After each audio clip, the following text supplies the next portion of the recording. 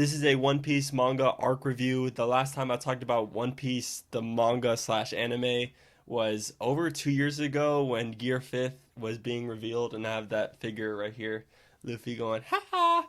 And now, 2 years later, we're finishing up another arc. The first arc I read in real time through the manga because I just caught up towards the end of Wano. I didn't like Wano as an arc that much. It was kind of just middle tier for me, but Egghead, definitely one of the best. I don't know if I'll call it the best because, there's recency bias in that, but Ichiro Oda, even though he's taking his breaks now and slowing down the pace of his releases, he definitely cooked with what he released here.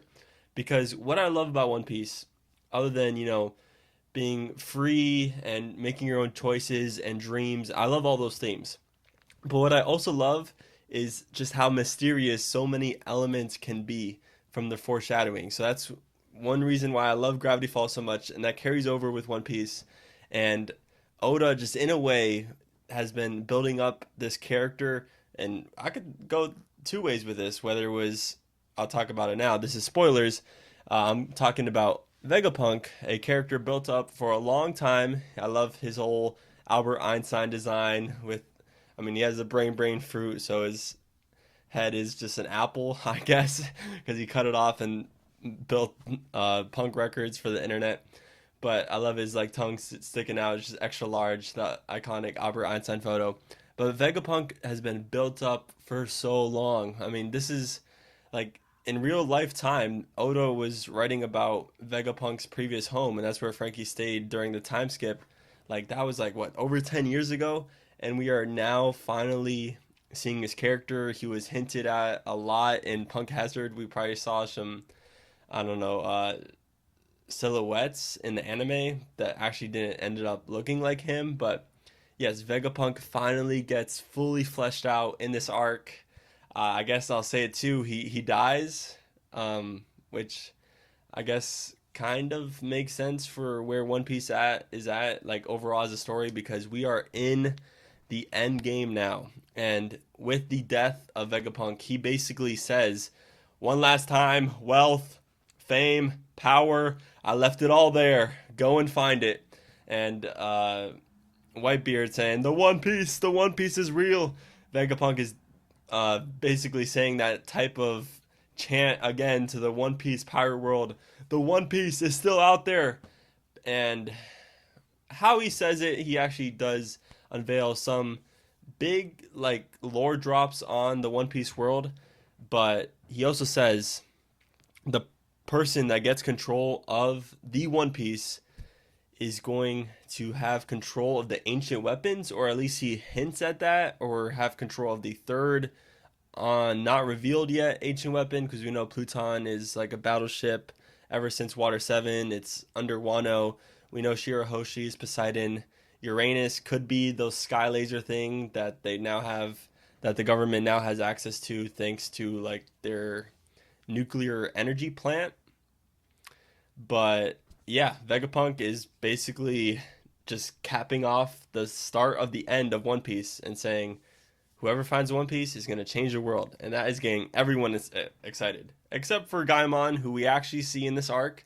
And Gaimon is just enjoying life with his now wife, and they're just enjoying life on that little island. I think it's chapter 22 of the One Piece manga, where it's just the beautiful one chapter arc where we get introduced to Gaimon, and it concludes Gaimon's character in just one chapter, which is very rare for One Piece, which kind of just expands everything possible in the story to make it super long. But yeah, that includes backstories. And if I'm talking about backstories, I'm talking about Kuma. Definitely one of my favorite characters of all time, especially after this flashback. Because before this flashback, he is just an inanimate object. He's not human. You find out why, in this flashback. It's because he wants to save his daughter, which is so selfless and just so caring as a father. It's just respect. But Kuma is this built up character. You first see him right after Thriller Bark and the nothing happened moment, and you see him as Sad Bodhi, and he's like involved with the Revolutionary Army. You don't really see much of a personality to Kuma, and you always knew a backstory was coming for Kuma. You just wanted to know when is it going to take place, and it just perfectly all fit together with Bonnie being caught in like the warm eddy right at the beginning of Egghead, trying to go kill Vegapunk, meeting up with the Straw Hats, and that unveils the Kuma backstory, which is just so tragic. How he was raised, how he's a buccaneer, one of the races that is just kind of disapproved on in the One Piece world by the upper echelon government. We don't truly know why. Probably has something to do with the Void Century and the big war between the 20 kingdoms and the Joy Boy alliance with the Ancient Kingdom. Has something to probably do with that. And yeah, the Kuma backstory, ooh, hits hard. And one of my favorite panels in the Kuma backstory is after he gets a pawpaw fruit when he's being chased as like prey, as like rabbit in a game of hunting by the celestial dragons on humans. Just, I guess, casual celestial dragon things to do. I mean, in this latest chapter that like just recently came out, they're talking about, oh, I got a salmon. Instead, I actually wanted a steak, a nice ribeye, but oh, because of the food shortage, I guess I'm gonna have to settle with this delicious lime salmon with some rice. Que triste. Yeah, the celestial dragons, we know they're big babies, but one of my favorite Kuma panels is he looks at his hand and it's just like the hand of liberation. This pawpaw fruit, one of the strongest devil fruits in the world of One Piece. Not only can it kind of teleport you somewhere with, some time delay, it could just deal away all the damage. It can absorb all that damage and just compact it into a small thing and put it into someone. Pawpaw fruit, extremely powerful, and it actually can harness your memories and save it somewhere, and that's what Bonnie gets into and sees this backstory. So as we're seeing the backstory, Bonnie, who is, we find out, is 12 years old in real time. She has the age fruit, so she ages up to, I think, like around 20, around Luffy's age. And at the end of the arc, we actually see Bonnie age back down to her true, authentic self because she's actually under Luffy's protection in a way. I don't know if she's going to join the Straw Hats, but she's actually her kid self. And even though her childhood was kind of stolen from her because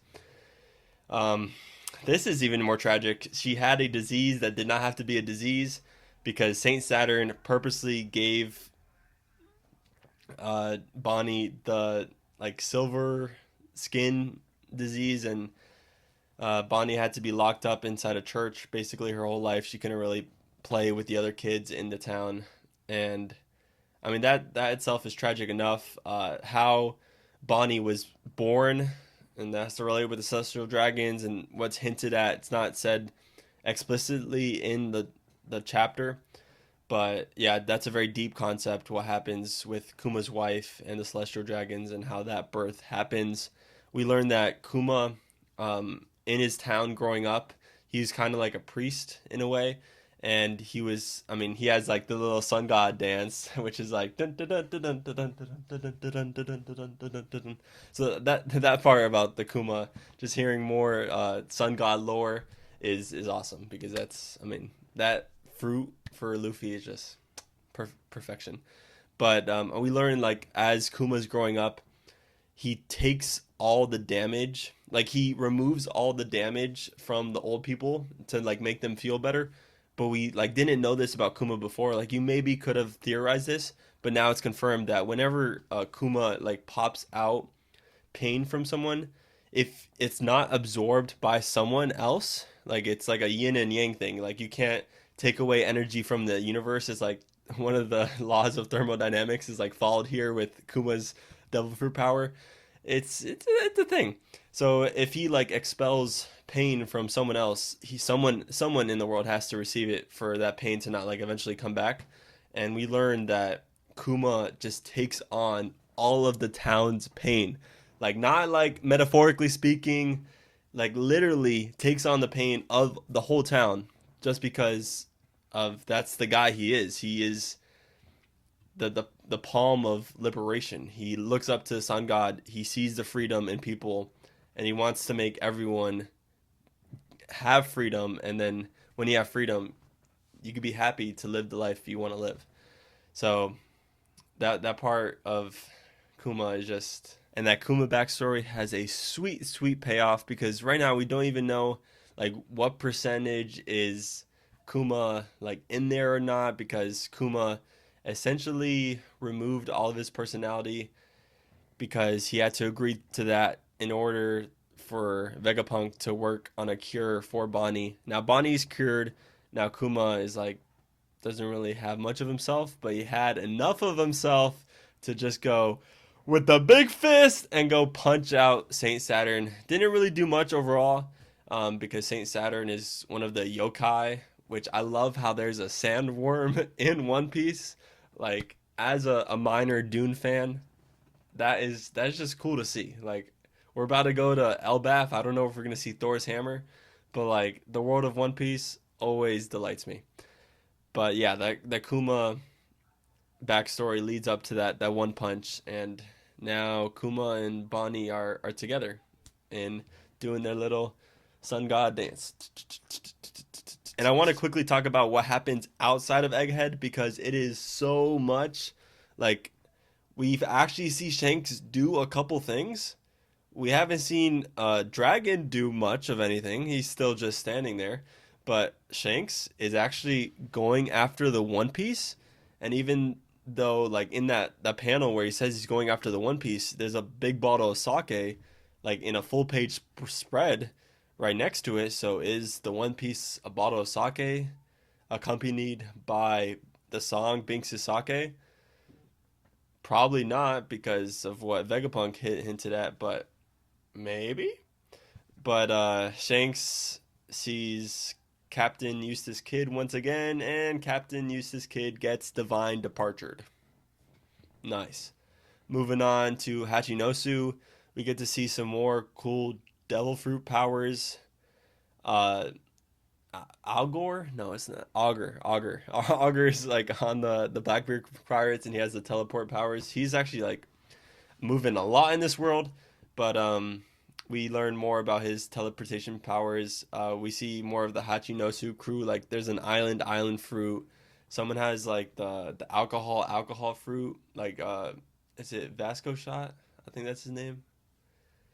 But yeah, on that Hachinosu, we see Garp, who hasn't really done much in the manga and the story up until now. He actually has, there's a chance he might have done more in the One Piece live action in season 1 than everything up to now in the One Piece story before this rescue mission arc to save Kobe from the Marines, because he is the future of the Marines. And Garp goes Galaxy Fist Impact on Kuzan and the Blackbeard crew. That part is beautiful. And we get to see Blackbeard versus Trafalgar D. Law. That anime episode is so stunning. Like, the way it's animated, it is wonderful. I mean, it starts with the Law's crew having to overcome the gender disease, and then Blackbeard and Law go after it.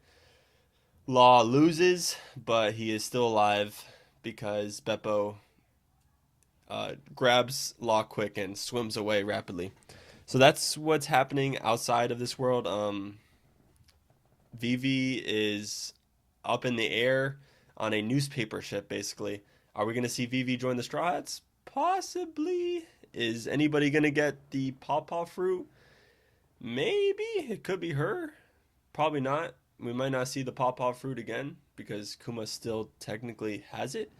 So, yeah, that's that from outside of Egghead, because now we're in the end game now. Multiple story arcs have to regress if we're going to head to unveil all of the things that have to come, whether it's like Blackbeard versus Luffy's crew, or Luffy's crew versus Shanks, or what is the Void Century, what is the One Piece, what is Lodestar Island, what is the final road poneglyph, who is the man marked by flames, Shanks, I don't know what he's going to do, but Zoro versus Mihawk, and I mean, so many things to be revealed, and Emu is just getting started because Emu finally speaks in this arc. I mean, they just released the clip on YouTube because the anime came out with it, where Emu's voice actor is at question marks. His voice is distorted. We don't know what he looks like. I hope he or she is. I mean, I hope Emu is a she, and she is a beautiful princess that is immortal. That's like 2,000 years old and is just a demon mode at any time. Because Emu is fierce. He in his butterfly garden, panicking after the Iron Giant does that hockey attack to the five elders and the Gorosei, who actually do something in this arc. Like forever, they've been just waiting in the room of authority. We see Saint Saturn just like leave on a bow and actually enter Egghead by ship, and then everyone else gets devil summoned, which we didn't know was a thing until this arc. So that was an awesome reveal, and it was honestly really threatening because at this point in the story, we know Luffy's gonna win long term. He has main character plot armor, but right now, like in the present, Luffy and the Straw Hats can take losses like in the short term and just win the war later on. So when you see just five elders just lined up like that, and you're taking shots at them, like Luffy's grabbing a baseball bat and trying to hit home runs at them, and they're not really doing much. Yeah, they're a threatening sight to behold, especially that spider yokai form from Saturn. That was scary. I didn't make this joke at the beginning, but I probably should have. Well, I could just wait, like 10 minutes here.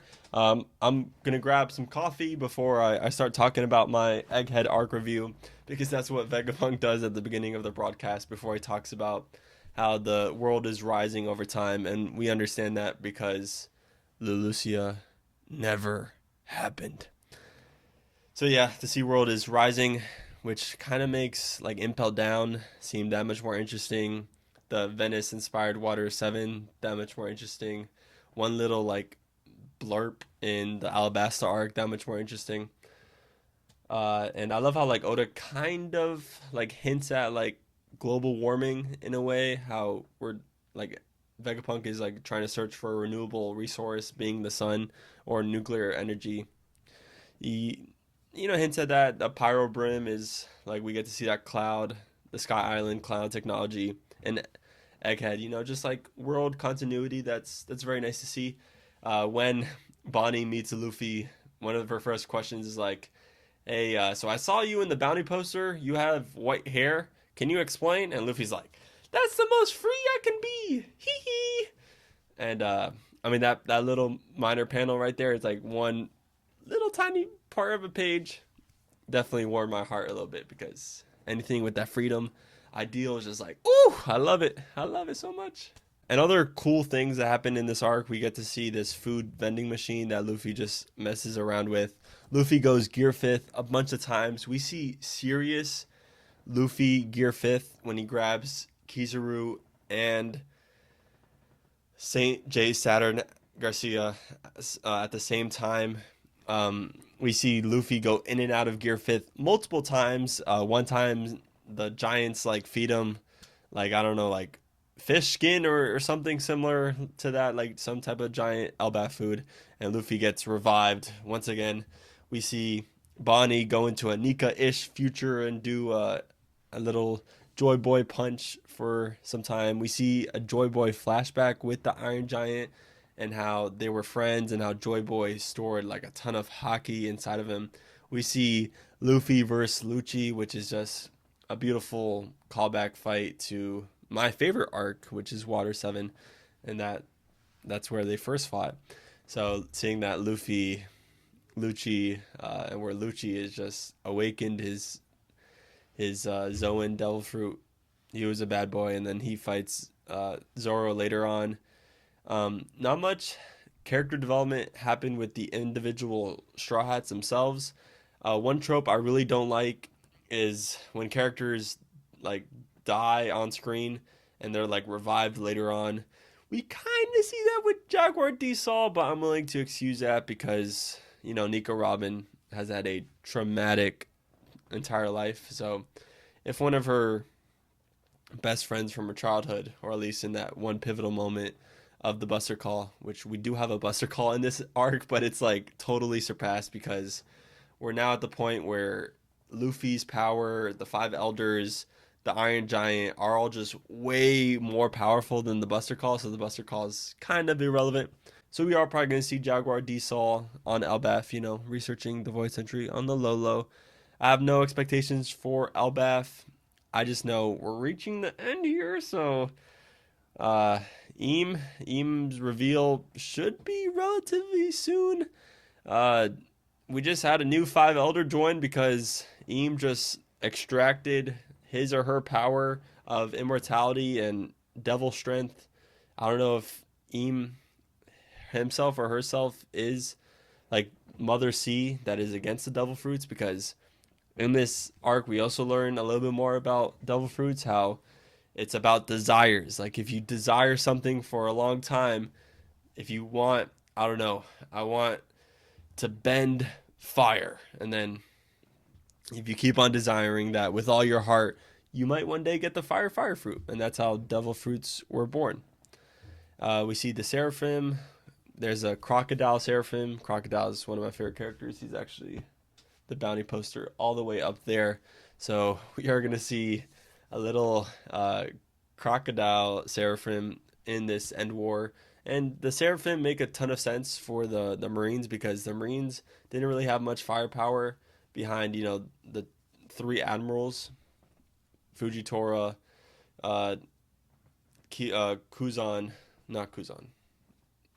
Kizaru, who has to kill his best friend. Because even though Akainu thinks he was slacking, he was not slacking. He just had a mission to do, and he had to kill Vegapunk. What a sad day indeed for him. Even though Luffy fought him pretty well. I do have to say so myself. But yeah, that is the One Piece Egghead arc. I think I said everything I wanted to say, all the panels I wanted to pull up, because I don't talk about all the media I watch. Like, I'm watching The Bear now. Every second counts. And like, Marcus, what are you doing with the donuts? Come on! I don't talk about everything I watch, but One Piece is definitely my favorite fictional story, so when I know I could just talk about it for like 20 minutes to 30 minutes, maybe even longer, I'm just like, why not? Let me record my thoughts for fun, and this is fun for me. So I'll end it off here, and to Elbaf we go!